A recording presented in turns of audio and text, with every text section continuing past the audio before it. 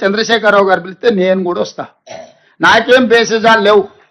నాకంటే సీనియర్ ఆయన పబ్లిక్ లైఫ్లో, ప్రజా జీవితంలో, అనుభవంలో చంద్రశేఖరరావు గారు.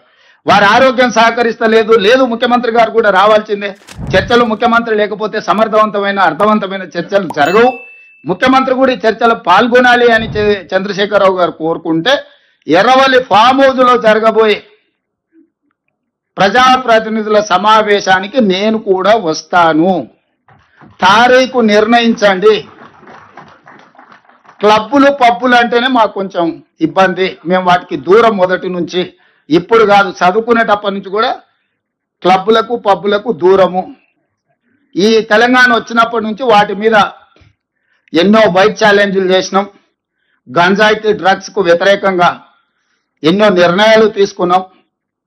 ఈగలని, ఈ డ్రగ్స్ను నియంత్రించడానికి, గంజాయిని నియంత్రించడానికి, గంజాయి బ్యాచ్లను అణచివేయడానికి ఒక ఒక ఒక స్ట్రాంగ్ ఆర్గనైజేషన్ ఎస్టాబ్లిష్ చేసినాము.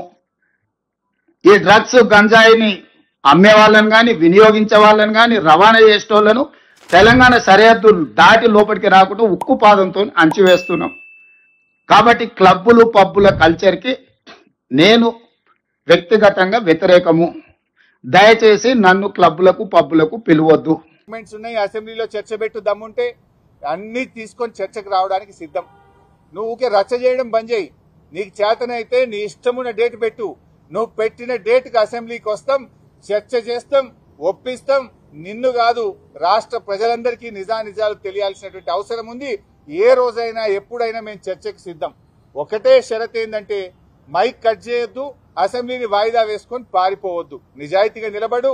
ఎన్ని రోజులైనా చర్చిద్దాం, ఎన్ని గంటలైనా చర్చిద్దాం. అందరి మాటలు ప్రజలు వింటారు, నిజానిజాలు ప్రజలు అర్థం చేసుకుంటారు.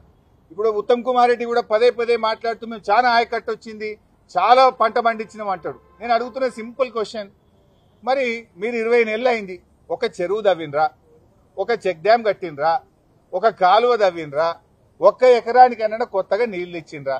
మీరు ఏం చేయకుండా అంత పంట పండింది అంటే అది కేసీఆర్ చేసిన ఎఫర్ట్ కదా. అంతకుముందు 2014 ముందు వారలే, ఇవాళ అంత పంట పండలే, ఇవాళ అంత పంట పండుతుందంటే ఆనాటి బీఆర్ఎస్ హయాంలో రాష్ట్రంలో సాగునీటి రంగంలో సృష్టించిన విప్లవం వల్ల, చేసినటువంటి పనుల వల్ల ఈ రోజు అంత ఆయకట్టు వస్తుంది. ఇంకో మాట అన్న అతి తెలివితేటలు అని, ఇది అజ్ఞానం గురించి చెప్పిన, ఇక అతి తెలివి గురించి కూడా చెప్పాలి. అంటే రేవంత్ రెడ్డి ఏమనుకుంటు, నాకే తెలివి ఉంది, జనాలకు లేదు, నేను ఏం చెప్తా జనం నమ్ముతారు అని అనుకుంటుంటు. నిన్న ఆయన మాట్లాడుతూ ఒక మాట ఏమంటాడు అంటే, అతి తెలివి మాటలు ఏం మాట్లాడిందంటే, నిన్న ఉమ్మడి ఆంధ్రప్రదేశ్లో మేము 54 లక్షల ఎకరాలకు నీళ్లు ఇచ్చినాం. అప్పుడు అయిన ఖర్చు 91,000 ఎంతో అన్నాడు ఎకరానికి, 93,000 కోట్లు అన్నాడు. 54 లక్షల ఎకరాలకు నీళ్లు ఇచ్చిన అన్నాడు. ఎంత బాధ కలుగుతుందంటే, ఆ 54 లక్షలు ఏం కలిపిండో తెలుసావే? రేవంత్ రెడ్డి తాత పుట్టక ముందు గట్టిని కూడా కలుపుకున్నాడు. నాయన కాదు, రేవంత్ రెడ్డి కాదు, ఆయన పుట్టక ముందు, ఆయన నాయన పుట్టక ముందు, ఆయన తాత పుట్టక ముందు, ఆయన ముత్తాత పుట్టక ముందు కట్టిన ప్రాజెక్టులు కూడా కలుపుకున్నాడు. ఏంటిది?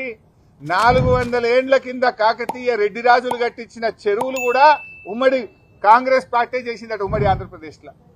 మన నిజాం నవాబు కట్టిన నిజాం ప్రాజెక్టులు, నిజాం కాలంలో కట్టిన ప్రాజెక్టులు కూడా మేమే కట్టినాం మా కాంగ్రెస్ హయాంలో అని అలా కలుపుకున్నాం.